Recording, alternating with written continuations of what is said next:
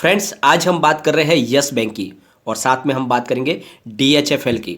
जैसे कि आपको पता ही है, डीएचएफएल के अंदर यस बैंक के पैसे डूबे हुए हैं और डीएचएफएल से निकल कर आई है एक बहुत बड़ी अपडेट, जिसको हम पूरा डिस्कस करेंगे और जानने की कोशिश करेंगे कि इसकी वजह से यस बैंक को क्या फ़ायदा हो सकता है या क्या नुकसान हो सकता है। साथ में डीएचएफएल में लगातार लोअर सर्किट लग रहा है, लोगों की रकम आधी हो चुकी है और आगे अब क्या गणित बन रहा है, क्या डीएचएफएल में कुछ मिल पाएगा या पूरे पैसे डूब जाएंगे। साथ में यस बैंक के अंदर बहुत ही ज़बरदस्त वॉल्यूम बढ़ चुका है और सर्किट की लिमिट भी बढ़ चुकी है, तो अब बड़ी तेज़ी बनने की संभावना बन रही है या फिर गिरावट हो सकती है। क्या इस लेवल पे यस बैंक में एंट्री की जा सकती है, वो सारी की सारी संभावनाएं आपको इस वीडियो के माध्यम से तलाशने को मौका मिल जाएगा। लेकिन फ्रेंड्स, उससे पहले अगर आप पहली बार मेरे चैनल पे आए तो चैनल को सब्सक्राइब कर दीजिए, एक बेल आइकॉन दबा दीजिए ताकि जब भी नया वीडियो बनाऊं पहला नोटिफिकेशन आपको मिले। वीडियो पसंद आए तो लाइक शेयर जरूर कीजिए। चलो फ्रेंड्स, वीडियो स्टार्ट करते हैं। मैं हूं आपका दोस्त SB दवे और मेरे चैनल ऑनलाइन कमाई में आपका बहुत बहुत स्वागत है। फ्रेंड, यस बैंक का स्टॉक फ्राइडे को 16.85 पर ओपन हुआ और इसने हाई बनाई 17.45 की और ये लो में चला गया 16.75 के और एंड में जो इसने क्लोजिंग दिया वो है 16.90 की, करीब 4.32% अप पर क्लोजिंग है। लेकिन यस बैंक के स्टॉक ने फ्राइडे को करीब 7.5% की तेजी भी दिखाई थी दिन भर में। उसके पीछे वजह यह है कि सर्किट की लिमिट बढ़ चुकी है। अब सर्किट हो चुका है इसका 20% का, यानी स्टॉक बिल्कुल अब लार्ज कैप की तरफ बिहेव करने लगा है। बहुत ही शानदार तरीके से इसकी वॉल्यूम में बढ़ोतरी हो चुकी है। एक महीने पहले का हम वॉल्यूम देखेंगे तो फ्रेंड्स 23 करोड़ का था जब अच्छा खासा कारोबार हो रहा था। उसके बाद में एक सप्ताह पहले का इसका वॉल्यूम है 18 करोड़ का और गुरुवार के दिन का वॉल्यूम है 14 करोड़ का और फ्राइडे के दिन का वॉल्यूम है 27 करोड़ का, यानी पूरे महीने में सबसे ज़्यादा वॉल्यूम हुआ है फ्राइडे के दिन। इससे एक बात समझ में आ रही है कि अब इसमें फ्रेश एंट्री हो चुकी है म्यूचुअल फंड की। जिस तरह से फरवरी से उनको मौका मिला है यस बैंक में एंट्री करने का, फ्रेश बाइंग उन्होंने शुरू कर दी है और इस लेवल से अब यहाँ पे इसके बढ़ने की पूरी संभावना बन रही है। और सबसे बड़ी बात फ्रेंड, जिस तरह से पहले इसमें अप डाउन बहुत कम था, लेकिन अब बहुत बड़ी मूवमेंट हो सकती है। इसका सर्किट 20% का हो चुका है, तो अगर इस लेवल से यानी करंट लेवल से अगर ये 20% बढ़ता है तो इसकी प्राइस सीधी 20 को क्रॉस कर सकती है। तो इस तरह से अब इसमें बड़ी तेज़ी बढ़ेगी और इसमें प्राइस अब बहुत ज़्यादा जल्दी बढ़ेगी और आने वाले समय में यस बैंक के स्टॉक में ज़बरदस्त तेज़ी की संभावना बन रही है। अब हम चलेंगे डीएचएफएल की ओर। जैसे कि आपको पता ही है, डीएचएफएल कंपनी को दिवालिया प्रक्रिया के तहत पीरामल ग्रुप ने अपने अंडर में ले लिया है। पीरामल ग्रुप की तरफ से कहा गया है कि हम डीलिस्ट करेंगे कंपनी को स्टॉक मार्केट से, लेकिन सामने उन्होंने ये नहीं बताया कि शेयर होल्डर का क्या होगा और इसी वजह से इस माहौल में इसकी प्राइस में बहुत ज़्यादा गिरावट हो रही है, क्योंकि लोगों को समझ में नहीं आ रहा है कि अब क्या करें। लोगों ने भरोसे के ऊपर कि जिस तरह से दिवालिया प्रक्रिया पूरी होने के बाद कुछ फ़ायदा हो जाएगा, लोगों ने इन्वेस्टमेंट किया था डीएचएफएल में, लेकिन अब प्राइस लगातार गिर रही है और ऊपरी लेवल से आधी हो चुकी है प्राइस और आगे और ज़्यादा गिरावट की संभावना है। फ्राइडे के दिन में 17.40 पर 5% का लोअर सर्किट लगा। जैसे कि आपको पता ही होगा, NCLT ने इसके दिवालिया प्रक्रिया को पूरी कर ली है। इस प्रक्रिया जो ये अपनाई गई है उसमें सबसे ज़्यादा जो फ़ायदा होने वाला है वो है बैंकों को, लेकिन जो छोटे इन्वेस्टर है, FD होल्डर है, साथ में NBFC है, उनको इसमें ज़्यादा कुछ मिल नहीं रहा है और इसी वजह से ये मामला पूरा अधर में लटकने की संभावना हो चुकी है। इसमें किसकी किसकी कितनी रकम है एक बार वो देख लेते हैं।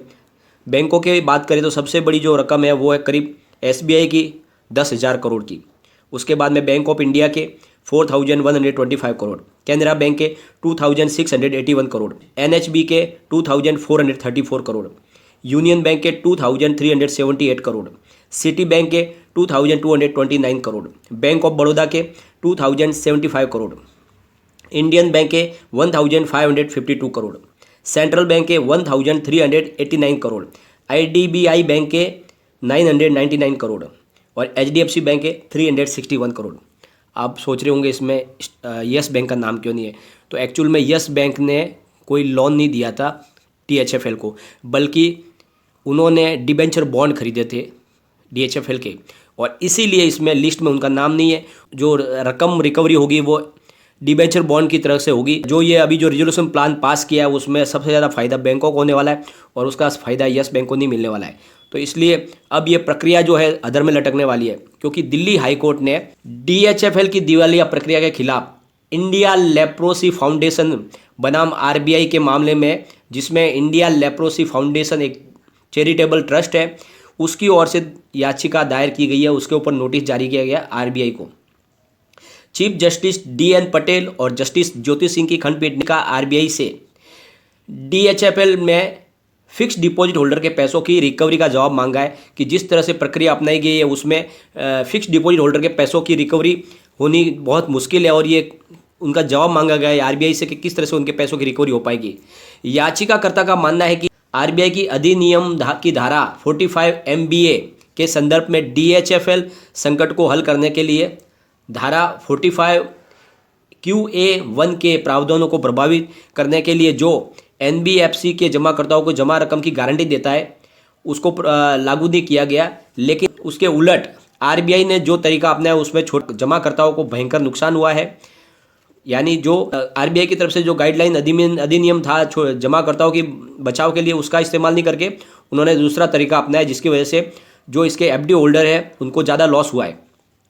याचिकाकर्ता का कहना है कि उन्हें जबरदस्ती IBC प्रक्रिया में भाग लेने के लिए बाध्य किया गया है, जो टोटल DHFL के कर्जदारों में से सिर्फ 6% है। यानी जो इसके जो छोटे FD होल्डर वगैरह है जो उनकी संख्या 6% ही है और नतीजन कम परसेंटेज की होने के कारण बड़े इन्वेस्टर ने अपने हितों को देखते हुए, जिसमें बड़े बैंक शामिल है, छोटे जमाकर्ताओं को सिर्फ 20 से 25% की रकम मिलाने वाली योजना को वोटिंग के आधार पर पास करवा लिया।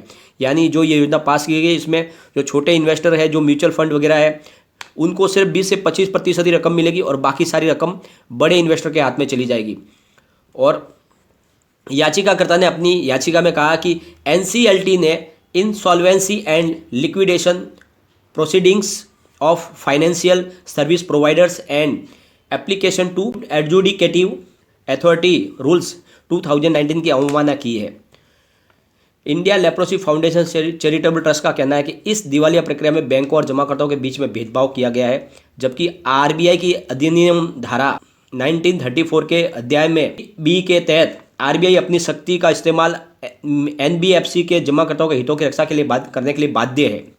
याचिकाकर्ता की ओर से रॉनी जॉन, पीयूष स्वामी, अर्शदीप ने बहस की और अब अगली इसकी सुनवाई 5 मार्च को होने वाली है। जिस तरह से ये रिजोल्यूशन प्लान पास किया गया है इसमें बैंकों के हितों को ध्यान रखा गया है और जो इसके छोटे जमाकर्ता है उनको बिल्कुल दरकिनार किया गया है, जिसके तहत उनको ज़्यादा लॉस होने की संभावना है।